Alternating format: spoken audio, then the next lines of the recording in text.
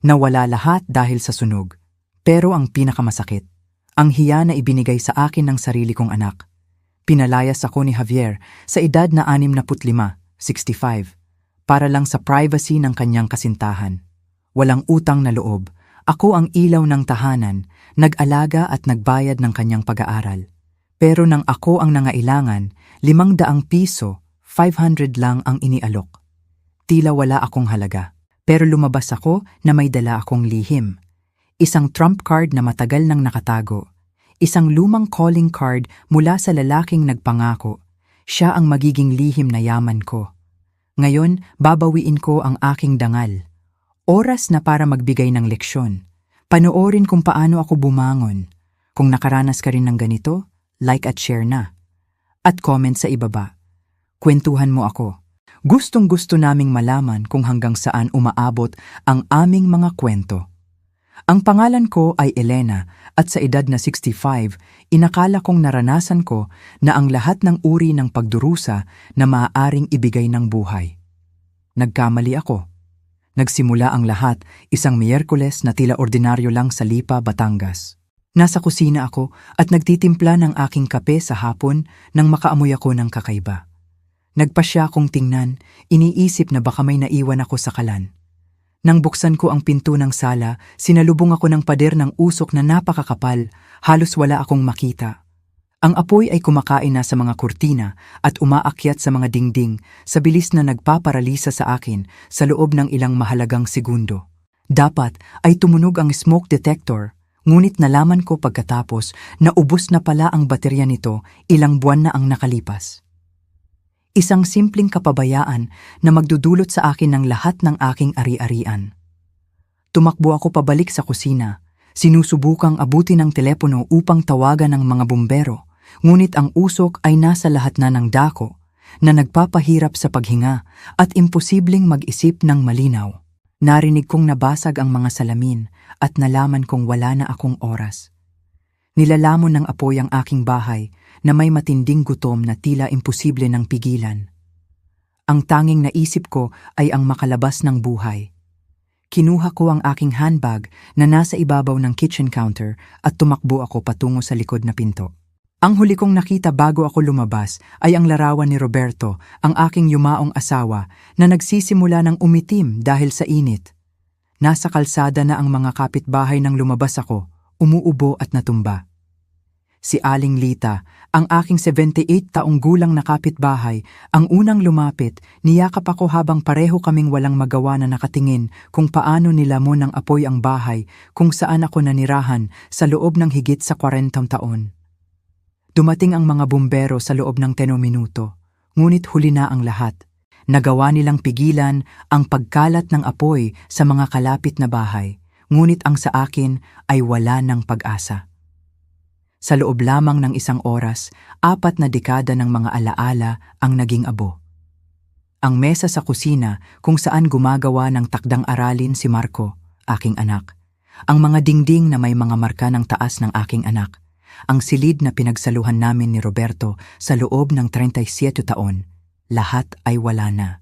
Nakatayo ako sa bangketa, balot ng kumot na inilagay ng isang tao sa aking balikat habang ginagawa ng mga bumbero ang kanilang trabaho. Sa huli, sinabi nila sa akin na malamang ay isang short circuit sa isang lumang saksakan sa sala. Isang simpleng problemang elektriko na nagpabagsak sa aking buhay. Sa wakas, humupa ang apoy, nag-iwan lamang ng isang itim at umuusok na istruktura. Lumapit ang hepe ng bumbero, madumi ang mukha mula sa uling, ang kanyang mga mata ay puno ng habag na hindi ko makayanan sa sandaling iyon. Labis po akong humihingi ng paumanhin, Ginang. Ginawa namin ang lahat ng aming makakaya, ngunit hindi na niya kailangang tapusin ang pangungusap. Nakikita ko para sa aking sarili. Total loss. Lahat ng pag-aari ko, bukod sa damit na suot ko at laman ng aking bag, ay naglaho. Ang mga kapitbahay na pinalad na may bahay pa ay tumanggap sa akin sa unang gabi. Nagpumilit si Aling Lita na doon ako manatili, ngunit ang kanyang maliit na apartment ay masikip na dahil sa pagbisita ng kanyang mga apo. Naglagay ng mga emergency shelter ang Red Cross, Ngunit ang ideya ng pagtulog sa isang gymnasium na puno ng mga estranghero ay nagpadama sa akin ng lalo pang pagkaligaw. Noon ko nalaman na kailangan kong tawagan si Marco. Ang aking anak ay nakatira mga 40 minuto ang layo sa Alabang sa isang eleganteng subdivision na may mga kalsadang may puno at mga bahay na tila galing sa magasin. Lumipat siya doon 4 na taon na ang nakakaraan nang mapromote siya bilang regional manager sa insurance company na pinagtatrabahuhan niya. Hindi kami close, hindi sa paraan na dapat ay malapit ang isang ina at anak, ngunit siya ang tanging pamilya na natitira sa akin. Ginamit ko ang telepono ni Aling Lita dahil ang akin ay natunaw kasama ng lahat. "Marco mahal, si mama ito," sabi ko sa boses na mas mahina kaysa sa gusto ko. "Ma, anong nangyari? Parang balisa ka." "May sunog, anak. Wala na ang bahay. Lahat wala na." Nagkaroon ng katahimikan na tila walang katapusan. "Nasaktan ka ba?" "Hindi, maayos ako." Ilang galos lang at inis ang lalamunan ko sa usok, ngunit kailangan ko ng matutuluyan habang inaayos ko ang mga bagay-bagay. Pansamantala lang.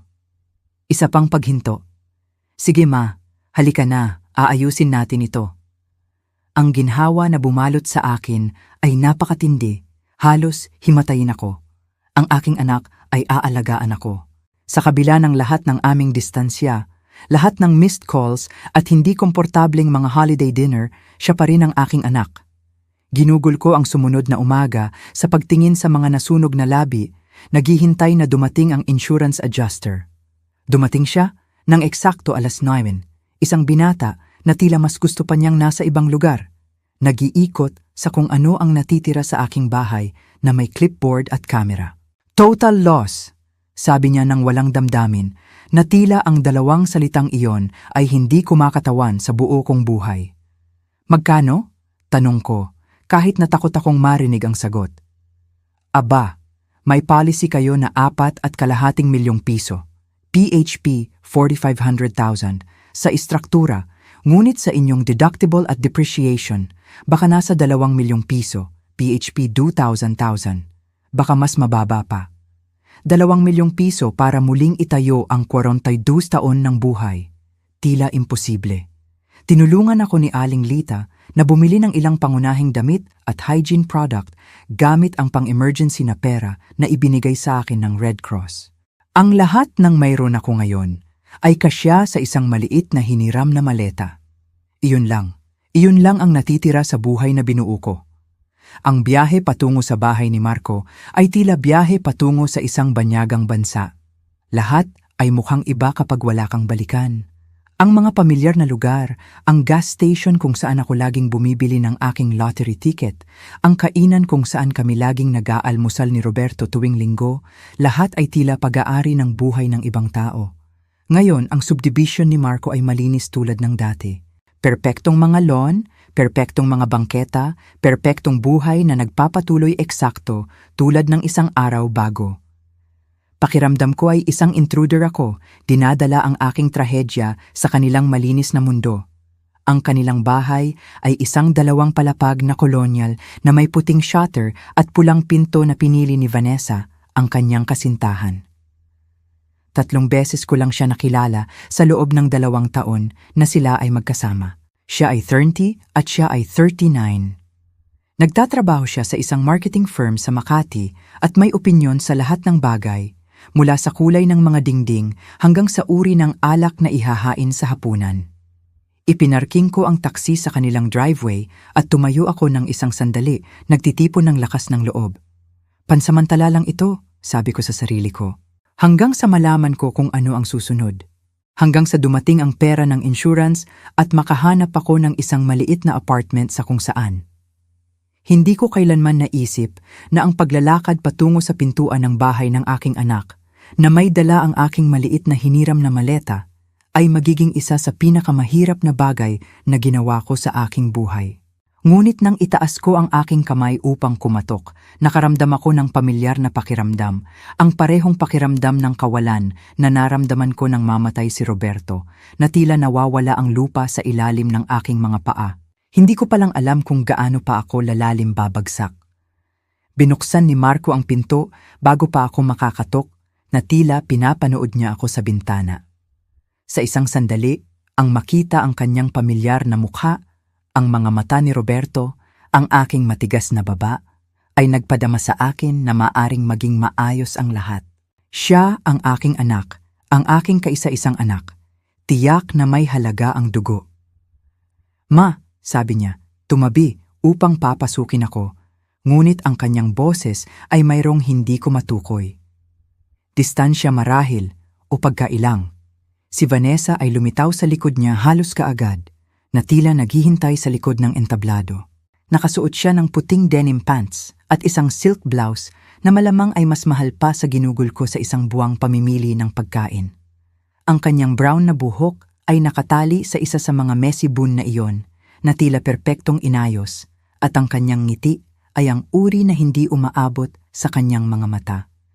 Elena, grabe ang nangyari sa bahay mo, sabi niya. Ngunit ang aking punit-punit na maleta ang kanyang tiningnan, hindi ako. Ikinuwento sa akin ni Marco ang nangyari. Inilagay ko ang aking maleta sa kanilang malinis na entrance. Biglang naging aware kung paano ako dapat tingnan. Ang aking bagong bili, mura at simpleng damit, ay mukhang hindi bagay laban sa makintab na marble ng pasilyo. Maaamoy ko pa rin ang usok na nakakapit sa aking buhok sa kabila ng pagligo ko sa bahay ni Aling Lita. Pansamantala lang ito, mabilis kong sinabi, hanggang sa makabangon ako. Nagpalitan ng tingin si Marco at Vanessa. Isa sa mga silent conversation na mayroon ng mga mag-asawa, ang uri na nagbubukod sa lahat ng iba pa sa silid. Nakita ko sina Roberto at ako na ginagawa ang parehong bagay ng hindi mabilang na beses, ngunit mula sa kabilang panig, pakiramdam ko ay ibinubukod nila ako mula sa isang club na hindi ko alam na umiiral. Umupo tayo at mag-usap, sabi ni Marco, ginagabayan ako sa sala. Ang kanilang bahay ay maganda sa paraan na maganda ang mga bahay sa magasin. Lahat ay nagtutugma, walang mali. Puting furniture na tila walang sinuman ang talagang umupo. Salamin na mga coffee table na nagpapakita ng liwanag mula sa mga bintana na napakalinis, kaya tila invisible. Ito ang uri ng bahay na kinatatakutan mong hawakan ang anumang bagay. Umupo ako sa gilid ng malinis na sofa. Ang aking mga bagong sapatos ay matatag na nakalapag sa walang dungis na sahig na kahoy. Nakita ito ni Vanessa at bahagyang kumibot. Kaya, ano ang plano? Tanong ni Marco, umupo sa upuan sa harap ko. Hindi sa tabi ko sa sofa kung saan sana niya inilagay ang kanyang braso sa kanyang nagdadalamhating ina, kundi sa harap ko na tila nagsasagawa kami ng negosyo. Aba, sabi ng insurance adjuster na aabutin ng ilang linggo upang iproseso ang lahat, marahil isang buwan. Umaasa ako na maaari akong manatili dito hanggang noon, hanggang sa makahanap ako ng isang maliit na apartment o kung ano paman. Ang katahimikan na sumunod ay tumagal ng mga segundo kaysa sa dapat. Nakita ko kung paano nagbago ang mukha ni Vanessa. Nakita ko kung paano bahagyang kumuyom ang kanyang baba. Yumuko siya at inilagay ang kanyang kamay sa braso ni Marco, isang kilos na tila suporta, ngunit malinaw na pagmamay-ari.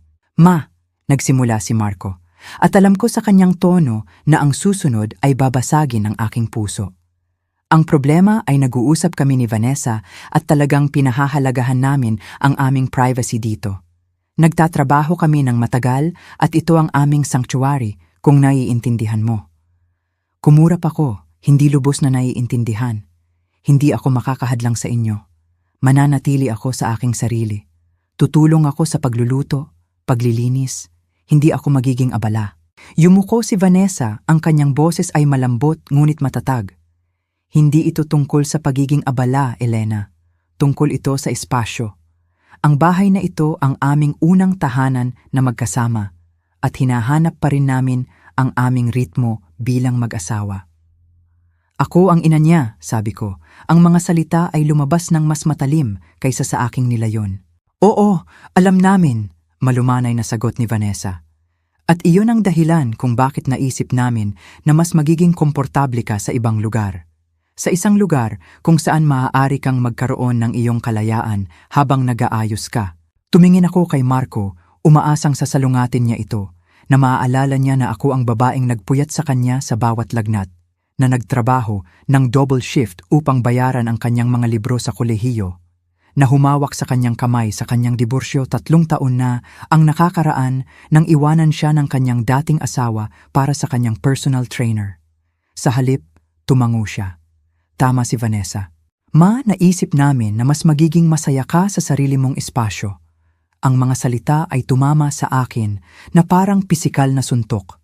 Talagang naramdaman ko na humihigpit ang aking dibdib, na tila may pumipiga sa aking baga.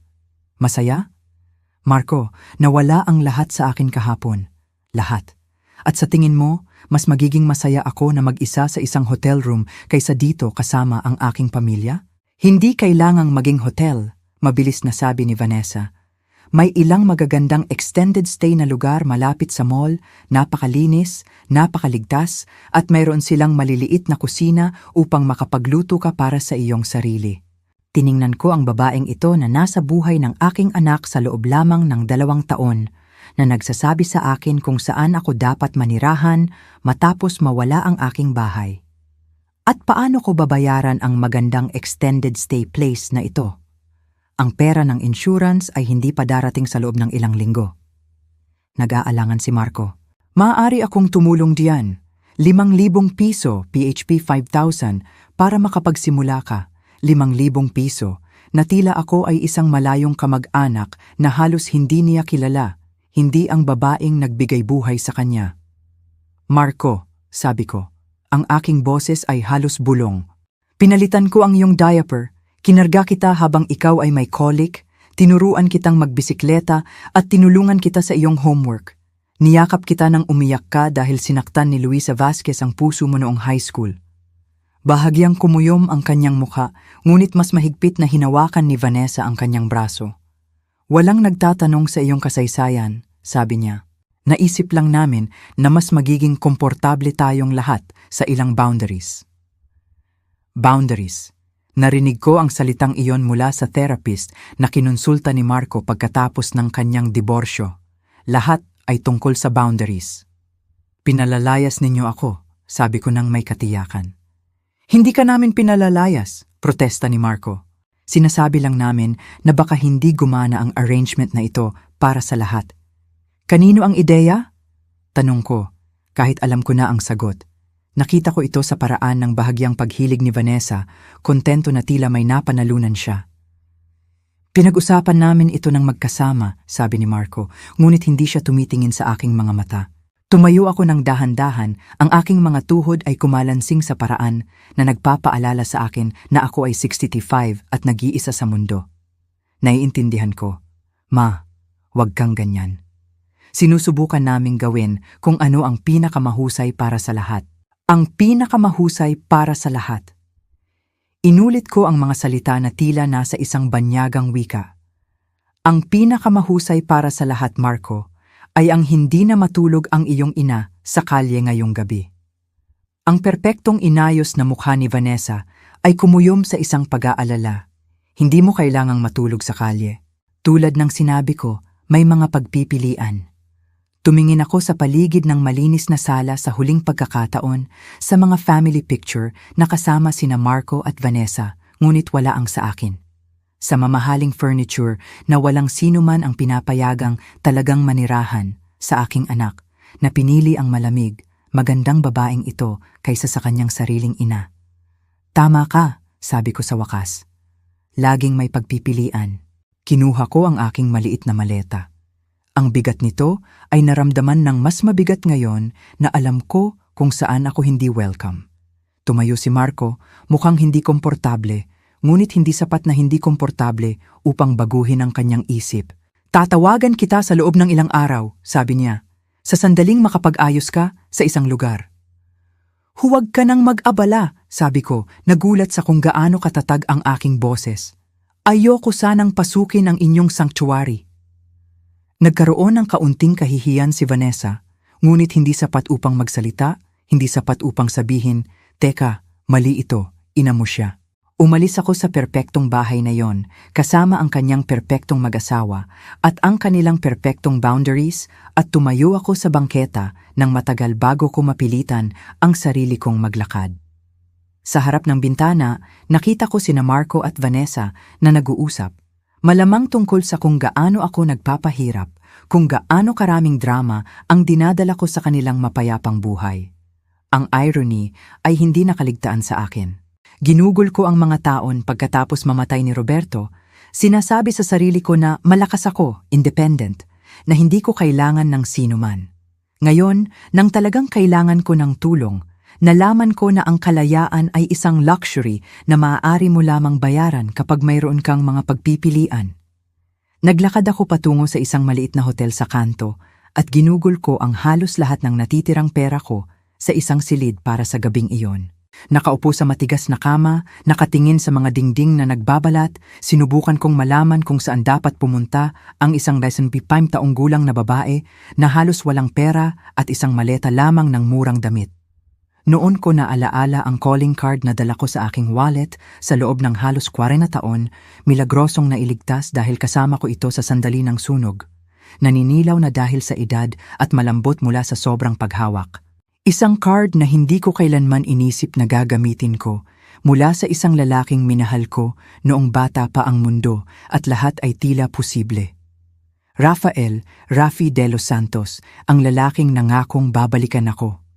Isang araw bago ang buhay ay humadlang at ang araw ay hindi na dumating. 3 gabi ako sa murang hotel na iyon bago ako nagkaroon ng lakas ng loob na tumawag. 3 gabi na gumigising na may sakit sa likod mula sa manipis na matres at ang lasa ng kahihiyan sa aking bibig. 3 gabi na nakikinig sa mga away sa pasilyo at sa walang tigil na ingay ng trapiko sa hindi magandang selyadong bintana. 3 gabi na naglalaba ng aking kaunting bagong damit sa maliit na banyo at isinasabit ito upang matuyo sa tanging upuan sa silid. Ang calling card ay tila tissue paper sa pagitan ng aking mga daliri. Lumana mula sa 4 na dekada ng pagdadala, ngunit hindi kailanman ginamit. Rafael de los Santos ay nakasulat sa kupas na blue ink. Sa ilalim niyon ay isang numero ng telepono na may area code na hindi ko kinikilala. Sa likod sa aking sariling batang sulat kamay, Never Forget G. Isinulat ko ang mga salitang iyon noong ako ay 25 taong gulang, naniniwala ng may ganap na katiyakan ng kabataan na si Rafael de los Santos ang magiging dakilang pag-ibig ng aking buhay. Siya ay 26 na may maitim na buhok na bumabagsak sa kanyang noo at mga mata na kulay gintong amber. Nagtrabaho siya sa kumpanya ng konstruksyon ng kanyang ama pagkatapos ng kolehiyo at nangangarap ng mas malalaking bagay, ng pagbuo ng isang bagay na mahalaga.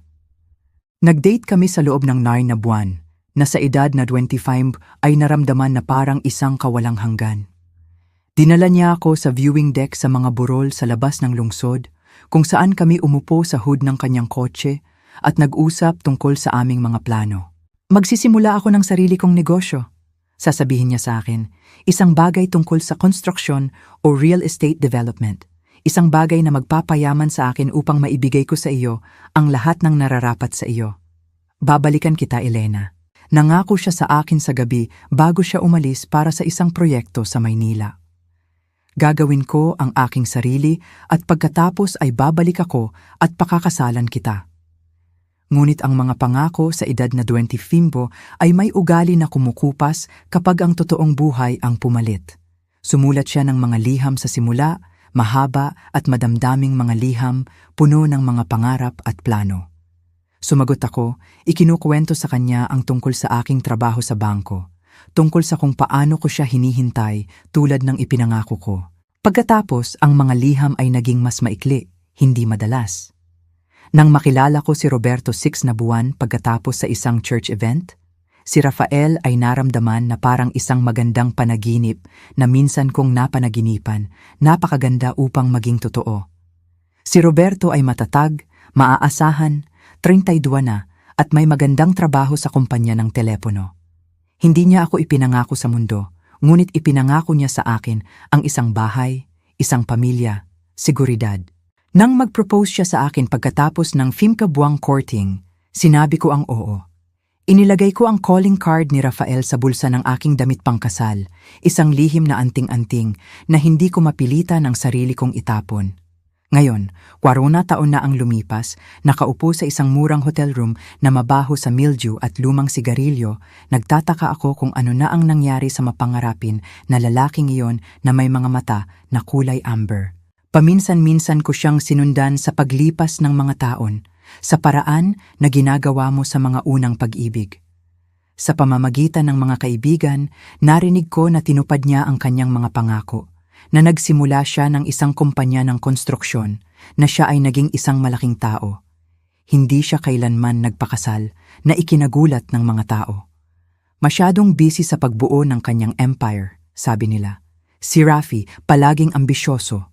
Ang huling narinig ko tungkol sa kanya, marahil 8 taon na ang nakakaraan, ay ang kanyang kumpanya ay lumawak na lampas sa Lipa, sa Metro Manila at Cebu.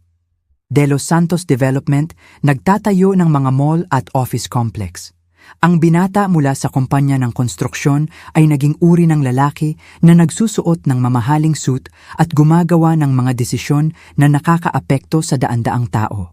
Ano ang gugustuhin ng lalaking iyon sa isang 25 taong gulang na balo na nakatira sa isang murang hotel na wala ng iba pa kundi isang maleta ng damit mula sa supermarket? Ang rasyonal na bahagi ng aking utak ay nagsabi na ito ay katawa-tawa, nakakaawa pa nga. Hindi ka tumatawag sa isang tao pagkatapos ng 40 taon dahil bumagsak ang iyong buhay. Hindi mo hinahanap ang iyong nobyo sa kabataan kapag ikaw ay matanda, desperado at wala kang mapuntahan. Ngunit ang rasyonal na pag-iisip ay isang luxury kapag binibilang mo ang mga barya sa iyong handbag at sinusubukan mong malaman kung may sapat ka pa para sa isa pang gabi ng hotel.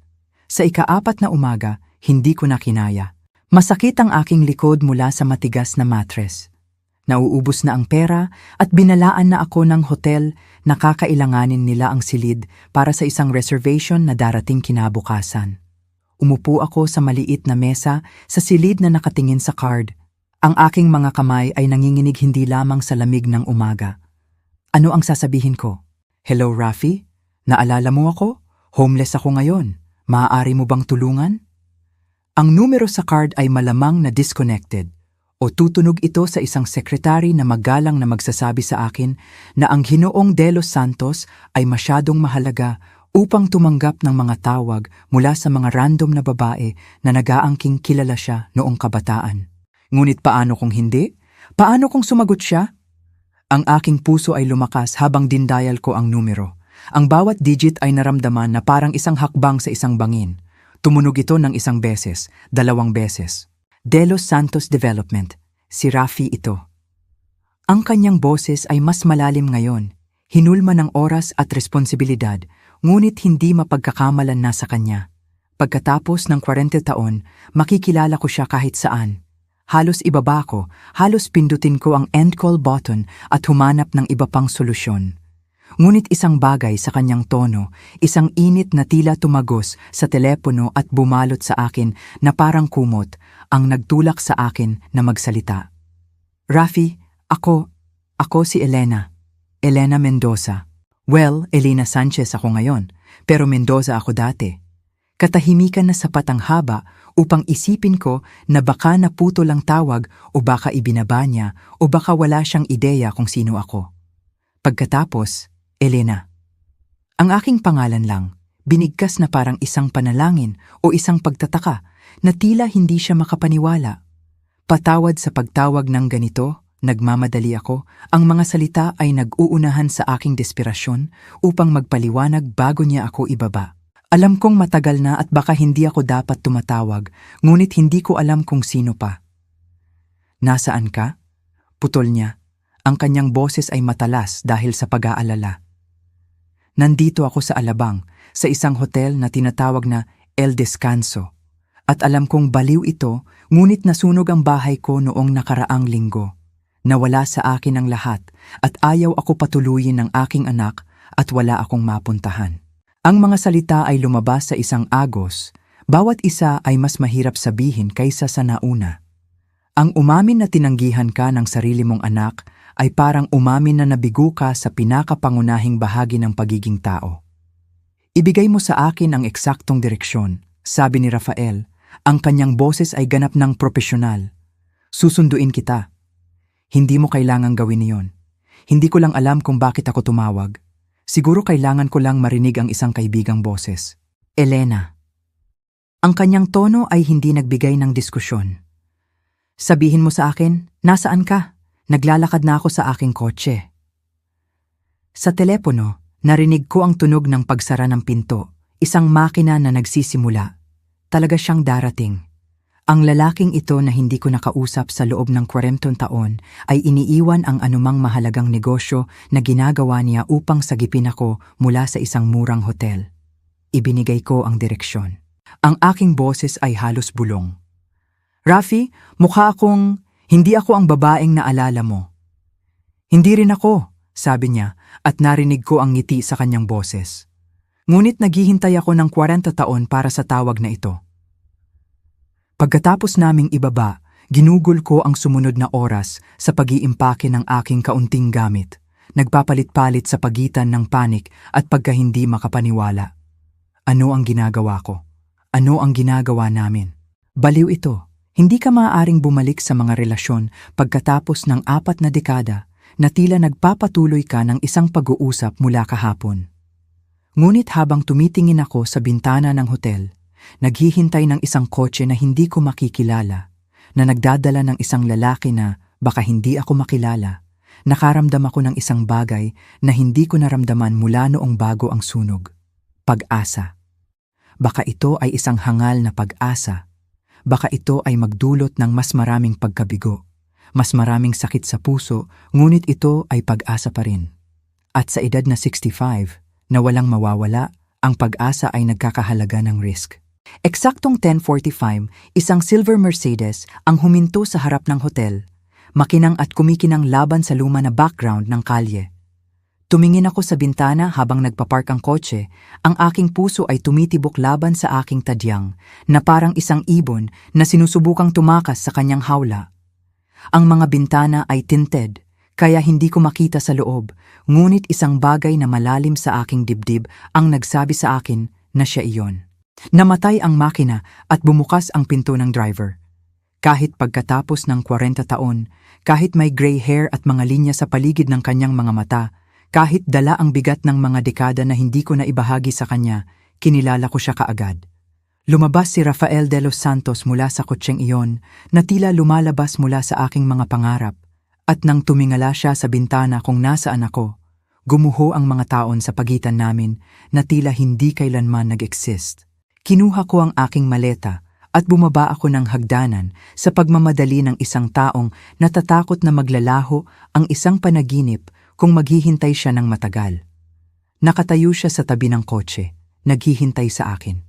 Si Rafael ay may parehong kaswal na kumpiyansa na mayroon siya sa edad na 26, ngunit ngayon ito ay refined, polished ng tagumpay at pagkahinog. Nakasuot siya ng madilim na jeans at isang navy blue sweater na malamang ay mas mahal pa sa ginugol ko sa isang buwang pamimili ng pagkain.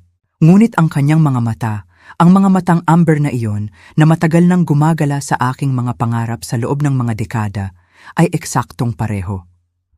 Gusto kong magtago, gusto kong bumalik sa silid at magpanggap na hindi ito nangyayari. Mukha akong napakapangit. Ang aking buhok ay hindi gupit sa loob ng ilang buwan. Ang aking murang damit ay gusot at naramdaman ko ang pagiging maliit at walang kabuluhan kumpara sa eleganteng lalaki na naghihintay sa akin. Ngunit nakangiti na siya sa akin.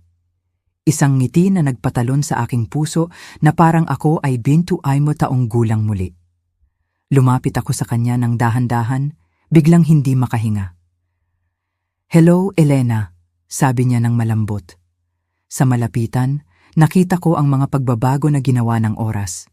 Ang kanyang maitim na buhok ay pilak na ngayon, maikli at propesyonal na gupit. Ang mga linya ay nagmamarka sa sulok ng kanyang mga mata at humuhubog sa kanyang bibig. Mas malapad ang kanyang balikat, mas matatag, na tila ang tagumpay ay nagbigay sa kanya ng pisikal na bigat kasama ng lahat. Ngunit nang ngumiti siya sa akin, nakita ko ang binata na laging nagdadala sa akin sa viewing deck at nagkukwento sa akin tungkol sa kanyang mga pangarap. Hello, nagawa kong sabihin. Ang aking boses ay halos bulong. Pinag-aralan niya ang aking mukha sa loob ng mahabang sandali, ang mga matang amber na iyon ay kumukuha ng bawat detalye. Gusto kong humingi ng paumanhin para sa kung paano ako tumingin, para sa kung gaano ako kalayo bumagsak, para sa pagtawag sa kanya pagkatapos ng lahat ng mga taon na yon na walang inaalok kundi mga problema.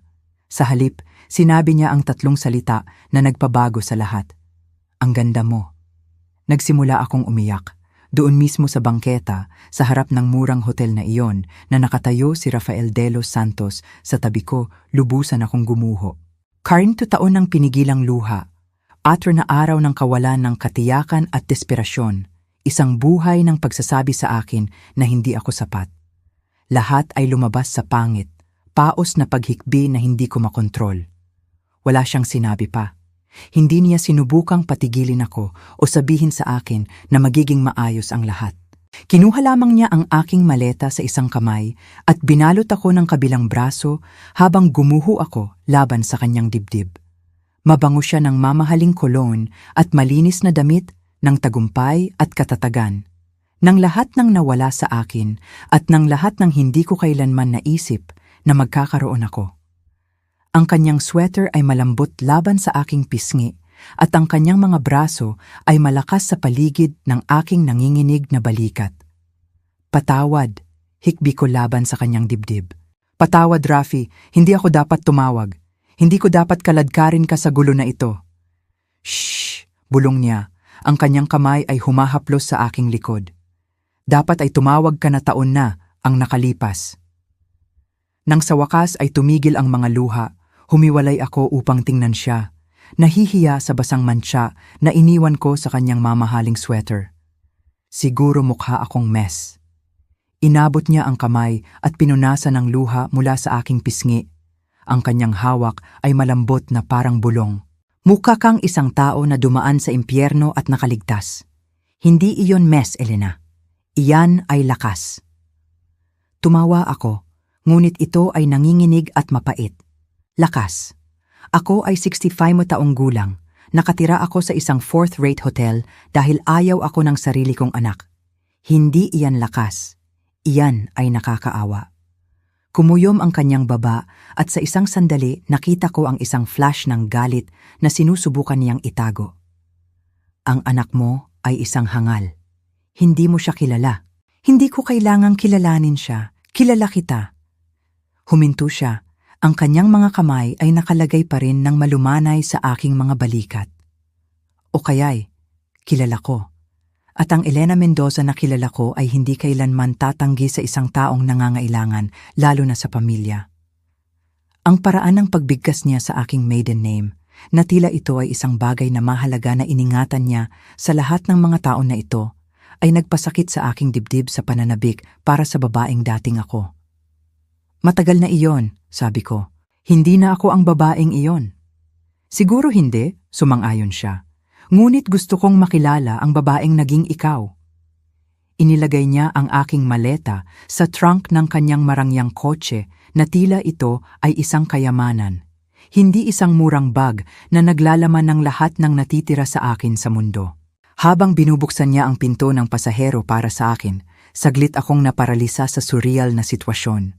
Noong umaga ng sunog, mayroon akong bahay, mga alaala, isang buhay na binuo sa loob ng mga dekada.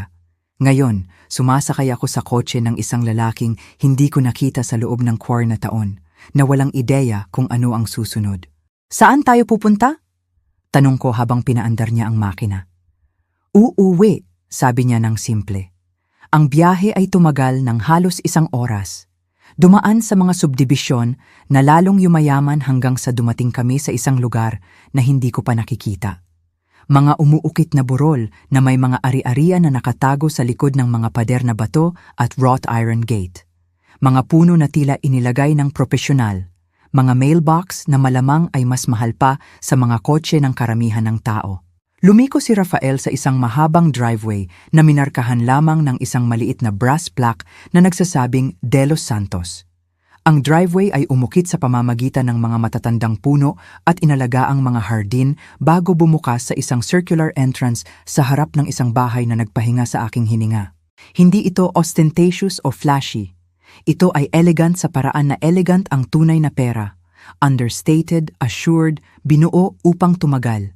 Bato at kahoy na may matataas na bintana na kumukuha ng liwanag ng hapon at isang porch na nag-aanyaya sa iyo na umupo at manatili sandali. Rafi, bulong ko, nakatingin sa monumento na ito sa lahat ng kanyang nagawa. Ito ay kahanga-hanga. Ipinarking niya ang kotse, ngunit hindi siya kaagad lumabas. Sa halip, umupo siya doon na nakatingin sa bahay na tila nakikita niya ito sa pamamagitan ng aking mga mata. Masyadong malaki, sabi niya ng tahimik. Palagi namang ganyan. Itinayo ko ito. Iniisip na balang araw mapupuno ko ito. Ngunit nagkibit-balikat siya, isang kilos na pamilyar na nagpasakit sa aking puso. Ang ilang mga pangarap ay hindi gumagana tulad ng iyong pinaplano. Hindi ka kailanman nagpakasal? Ang tanong ay nakatakas sa akin bago ko ito napigilan. Lumingon siya upang tingnan ako, ang kanyang ekspresyon ay hindi nababasa. Malapit na ako ng ilang beses, ngunit laging may kulang. Nag-atubili siya ng isang sandali at pagkatapos ay sinabi ng simple, "Ikaw." Ang salita ay nanatili sa pagitan namin sa tahimik na kotse, puno ng 40 taon ng what ifs at could have beens. Gusto kong magtanong kung ano ang ibig niyang sabihin. Gusto kong maintindihan kung paano ako naging wala sa isang buhay na hindi ako bahagi. Ngunit bago ko mahanap ang mga salita, lumalabas na siya sa kotse, lumiliko upang buksan ang aking pinto. Ang bahay ay mas kahanga-hanga sa loob.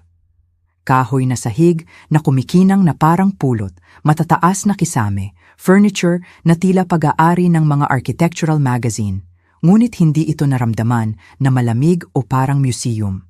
May mga libro sa lahat ng dako, komportabling mga reading chair na nakalagay malapit sa mga bintana, mga larawan na nakakalat sa mga side table. Naramdaman ito na parang isang tahanan, kung saan talagang may naninirahan, hindi lamang isang showcase para sa tagumpay. "Gutom ka ba?" tanong ni Rafael. Inakay ako sa isang kusina na mas malaki pa sa aking lumang sala. Magluluto sana ako ng tanghalian nang tumawag ka. Napagtanto ko na ako ay labis na gutom. Ang almusal sa hotel ay isang lumang tinapay at mahinang kape lamang, at ang aking tiyan ay kumukulo sa kawalan at nerbiyos. Ayoko sanang magdulot ng abala, nagsimula ako, ngunit pinutol niya ako ng isang tingin. "Elena, tumigil ka na. Hindi ka abala, ikaw ay..." Huminto siya, naghahanap ng mga salita. Ikaw ang sagot sa isang tanong na matagal ko nang tinatanong sa loob ng 4 taon. Habang nagluluto siya, at talagang marunong siyang magluto, gumagalaw sa malaking kusinang iyon ng madali ng isang taong natutong mag-alaga sa sarili. Pinag-aralan ko ang mga larawan na nakakalat sa silid. Si Rafael sa mga groundbreaking ceremony, nagpuputol ng ribbon, nakikipagkamay sa mga mahahalagang tao. Si Rafael kasama ang iba't ibang babae sa mga charity gala at business dinner. Laging nakangiti, ngunit hindi kailanman mukhang ganap na masaya. "Kwentuhan mo ako tungkol sa iyong buhay," sabi niya, inilalagay ang isang plato ng perpektong roasted chicken at inihaw na gulay sa harap ko.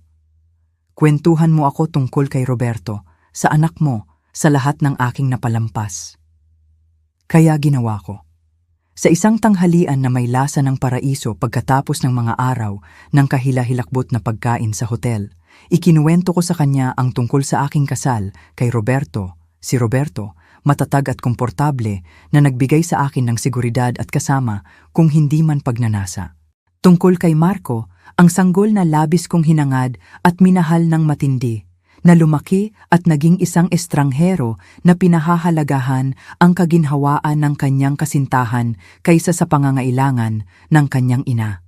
Ikinuwento ko sa kanya ang tungkol sa mga tao ng pagiging isang mabuting asawa, isang mabuting ina, isang mabuting balo, tungkol sa sunog na kumuha ng lahat ng aking pag-aari, at ang anak na kumuha ng lahat ng natitira sa akin. Nakinig si Rafael nang hindi nagpaputol, ang kanyang mga matang amber ay hindi kailanman umalis sa aking mukha. Nang matapos ako, nanatili siyang tahimik sa loob ng mahabang sandali. Humihingi ako ng paumanhin, sabi niya sa wakas. Humihingi ako ng paumanhin para kay Roberto, para sa iyong bahay, para sa iyong anak, ngunit hindi ako nagsisisi na tinawagan mo ako. Bakit? Ang tanong ay lumabas ng mas maliit kaysa sa aking nilayon. Inabot niya ang kamay sa ibabaw ng mesa at kinuha ang aking kamay sa kanyang kamay. Malakas pa rin, malumanay pa rin. May kakayahan pa ring pabilisin ang tibok ng aking puso pagkatapos ng lahat ng mga tao na ito. Dahil hindi ako kailanman tumigil sa pagmamahal sa iyo, sabi niya ng tahimik. Dahil ang bawat negosyo na ginawa ko, bawat tagumpay na nakamit ko, bawat piso na kinita ko, ay lahat para maging karapat-dapat ako sa iyo kapag bumalik ka sa akin. Rafi, alam kong baliw ito. Alam kong 40 taon ay napakatagal at iba na tayong mga tao, ngunit nang marinig ko ang iyong boses sa telepono ngayon, parang ang nawawalang piraso sa aking buhay ay sa wakas ay umangkop sa lugar. Tiningnan ko ang aming mga kamay na magkadikit. Ang kanya ay tanned at inalagaan ng mabuti. Ang akin ay luma na mula sa trabaho at nagpapakita ng bawat araw ng aking 65 taon. Hindi ako ang babaeng naalala mo. Mas maganda ka. Sumang-ayon siya. Ikaw ay totoo, nabuhay ka at nagmahal at nawalan at nakaligtas. Ang 25 taong gulang na babaeng iyon ay maganda, ngunit siya ay potensyal lamang. Ikaw ang babae na naging potensyal na iyon. Ang mga salita ay nanirahan sa paligid ng aking puso na parang isang mainit na kumot, nagpapagaling ng mga sugat na hindi ko alam na dala ko pa rin. Sa unang pagkakataon sa mas matagal kaysa sa aking matandaan, naramdaman ko na nakita ako. Hindi bilang ina ng isang tao o asawa ng isang tao o pasanin ng isang tao, kundi bilang sarili ko. Ano ang susunod? Tanong ko. Ngumiti si Rafael, ang parehong mapangwasak na ngiti na nagpahulog sa akin sa pag-ibig sa kanya noong bata pa ang mundo. Ngayon ay aalamin natin kung ano ang hitsura ng natitira sa ating buhay ng magkasama kung gugustuhin mo ako. Habang nakaupo ako sa kanyang magandang kusina na puno ng masarap na pagkain at posibilidad, napagtanto ko na kung minsan ang sunog na sumisira sa iyong lumang buhay ay nagbibigay lamang ng espasyo para sa buhay na dapat ay sa iyo. Ang manirahan kasama si Rafael ay parang pagtuklas ng isang bersyon ng aking sarili na nakalimutan kong umiiral. Ang unang linggo ay kakaiba, naglalakad ng tahimik sa paligid ng isa't isa, na parang magalang na mga estranghero na nagbabahagi ng espasyo. Ibinigay niya sa akin ang buong guest suite ng kanyang bahay, isang silid na mas malaki pa sa aking lumang sala, isang pribadong banyo na may bathtub na kasya ang 2 tao, at isang maliit na sala na may tanawin ng kanyang mga hardin. Pakiramdam ko ay nakatira ako sa isang marangyang hotel. Takot akong hawakan ng anumang bagay o mag-iwan ng sobrang ebidensya ng aking presensya. Ngunit si Rafael ay naging matiyaga sa paraan na natututo ang mga matagumpay na lalaki na maging ganoon. At unti-unti akong nagsimulang mag-relax. Mayroon siyang kasambahay, si Manang Carmen, na pumupunta 3 araw sa isang linggo, ngunit sa ibang araw nakita ko ang aking sarili na nagluluto para sa kanya. Nagsimula ito sa maliit, pagtitimpla ng kape sa umaga, paghahanda ng simpleng tanghalian. Ngunit pinahahalagahan ni Rafael ang lahat ng may kasiglahan ng isang taong kumain ng buffet meal at restaurant food sa loob ng mga dekada. Ito ay kahanga-hanga, sabi niya isang gabi. Tinikman ang stew na ginawa ko gamit ang resipe ng aking lola. Hindi pa ako nakakain ng ganito lutong bahay sa loob ng maraming taon. Hindi ito fancy, protesta ko. Ngunit sa loob, nagliwanag ako. Kailan huling pinahahalagahan ng isang tao ang aking luto? Si Marco ay laging nagrereklamo na ginagawa ko ang parehong 5 ulam ng paulit-ulit. Minsan, iminungkahi ni Vanessa na subukan ko ang mas contemporary na lasa para sa mga family dinner. Umiling si Rafael. Ito ay perpekto. Ikaw ay perpekto. Ang salitang perpekto ay dapat sanang nagpadama sa akin ng pagkailang. Ako ay 65 na may gray roots na sumisilip at mga expression line na naging permanenteng mga furrow. Ang aking mga kamay ay batik-batik ng edad. Ang aking katawan ay malambot sa mga lugar na dating matatag. Ako ay anumang bagay maliban sa perpekto. Ngunit nang tiningnan ako ni Rafael, nakita niya ako na nakalarawan sa kanyang mga mata bilang isang taong maganda, isang taong karapat-dapat sa pag-ibig at atensyon at malumanay na pangangalaga. Bumagsak kami sa mga routine na naramdaman na natural na parang paghinga. Nag-aalmusal kami ng magkasama sa likod na porch, kung saan binabasa ni Rafael ang mga business report at pinapanood ko ang mga ibon sa kanyang detalyadong mga bird feeder. Naglalakad kami sa hapon sa paligid ng ari-arian kung saan ipinapakita niya sa akin ang mga hardin na siya mismo ang nagtanim, at ang greenhouse kung saan siya nagtatanim ng orchids bilang libangan. Ang mga gabi ay para sa pag-uusap. Mayroon kaming 40 taon upang abutin at ginawa namin ito ng dahan-dahan, maingat, na parang mga archaeologist na sinusuri ang mga mahahalagang artifact. Ikinuwento ko sa kanya kung gaano kahirap mawala si Roberto, tungkol sa kawalan ng bahay sa mga sumunod na buwan, tungkol sa kung paano ko kailangang pilitin ang sarili kong bumangon sa kama tuwing umaga, tungkol sa kalungkutan ng pagiging balo, ang paraan ng pagtrato sa iyo ng mga tao na parang kalahati ka lang ng isang tao kapag wala na ang iyong asawa. Ikinuwento niya sa akin ang tungkol sa kanyang negosyo, kung paano ito lumaki mula sa isang maliit na kumpanya ng konstruksyon patungo sa isang development empire na may mga proyekto sa 3 probinsya, tungkol sa mga babae na dinatin niya sa paglipas ng mga taon. Matalino, accomplished na mga babae na mukhang perpekto sa tabi niya sa mga charity gala, ngunit hindi siya kailanman naramdaman na kumpleto. May isang babae, sabi niya isang gabi habang nakaupo kami malapit sa kanyang fireplace. Ang ulan ay tumatama sa mga bintana. Si Eliza ay isang architect, brilliant, maganda. Sinabi ng lahat na perpekto kami para sa isa't isa. Nakaramdam ako ng kurot ng inggit na nagulat sa akin sa tindi nito. Anong nangyari? Nag-propose ako sa kanya, sabi niya ng tahimik. Sa bisperas ng Pasko, 5 taon na ang nakakaraan, malaking display, restaurant na may tanawin ng lungsod, mamahaling singsing, lahat ng sinabi niya na gusto niya at sinabi niya ang oo. Nagplano kami ng kasal para sa sumunod na tag-init, ngunit habang papalapit ang petsa, patuloy akong nagkakaroon ng pakiramdam na may mali. Hindi sa kanya. Siya ay lahat ng gusto ng sinuman sa isang asawa, kundi sa akin. Huminto siya, nakatingin sa apoy. Ang gabi bago ang kasal, kinansela ko ito. Rafi, hindi. Ano ang sinabi mo sa kanya? Ang totoo, tiningnan niya ako. Na mahal pa rin ako sa isang babae na nakilala ko 40 taon na ang nakakaraan at hindi magiging patas na pakasalan ko siya habang ang puso ko ay pag-aari ng iba. Ang mga salita ay tumama sa akin na parang pisikal na suntok. Kinansela mo ang iyong kasal dahil sa akin, dahil sa alaala ko, dahil sa posibilidad na balang araw, sa anumang paraan, kakailanganin kita at nandito ka naghihintay? Tiningnan ko siya, ang matagumpay, gwapong lalaking ito na maaaring magkaroon ng kahit sino, at sinubukan kong iproseso ang sinasabi niya sa akin. Baliw ito, sabi ko. Oo, baliw ito, yumuko siya, hinawakan ang aking mga kamay.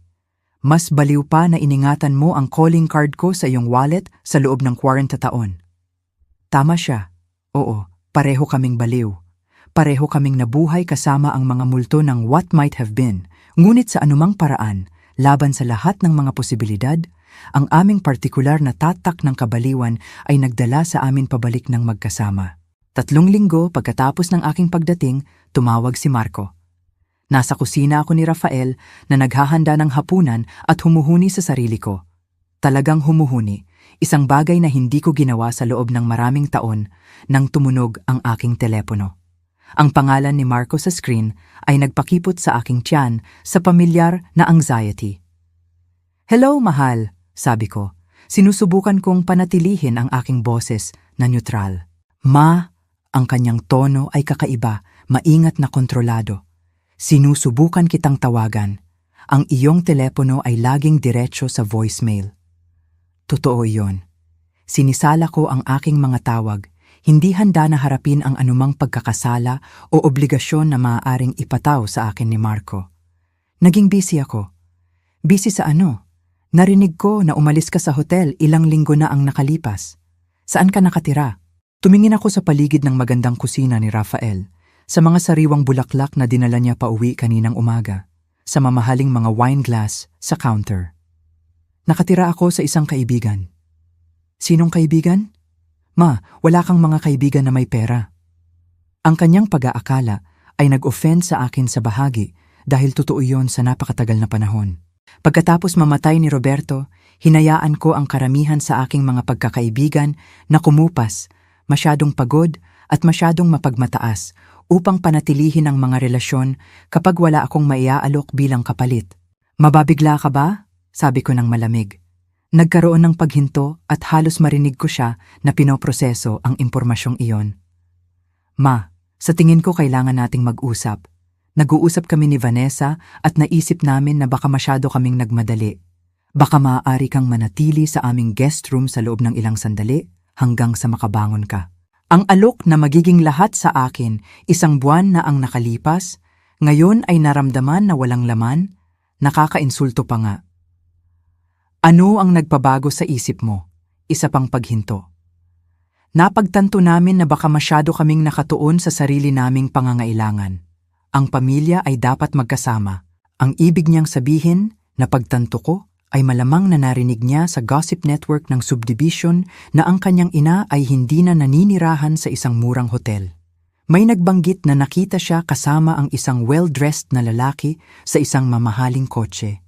Si Marco ay curious at ang curiosity ang nagparamdam sa kanya ng pagiging mapagbigay. Napakabait mo, sabi ko. Ngunit ako ay lubos na masaya kung nasaan ako. Ma, hindi ka maaaring lumipat lang sa isang estranghero. Hindi iyon safe. Ano ang alam mo tungkol sa taong ito? Alam ko na hindi niya ako kailanman pinaramdam na ako ay isang pasanin, sabi ko ng tahimik. Alam ko na pinahahalagahan niya ang aking presensya at pinahahalagahan ang aking luto at sinasabi niya sa akin na ako ay maganda araw-araw. Ang kasal ay hindi tulad ng aking una. Nang ikasal ako kay Roberto Quard sa taon na ang nakakaraan, lahat ay tungkol sa kung ano ang inaasahan ng iba. Puting damit, seremonya sa simbahan, reception sa community center na may DJ at cash bar. Inimbitahan namin ang lahat ng kilala namin at ilang tao na hindi namin gusto dahil iyon ang ginawa. Isinagawa namin ang ritual para sa komunidad, hindi para sa aming sarili. Sa pagkakataong ito, ginawa namin ni Rafael ng eksakto kung ano ang gusto namin. Ang seremonya ay naganap sa kanyang likod-bahay sa isang malamig na umaga ng Nobyembre, buwan, pagkatapos ng tawag na yon sa hotel. Ang pastor ay isang matandang kaibigan ni Rafael at ang tanging mga saksi ay sina Manang Carmen, ang kasambahay, at si Miguel, ang business partner at matalik na kaibigan ni Rafael sa loob ng 25 taon.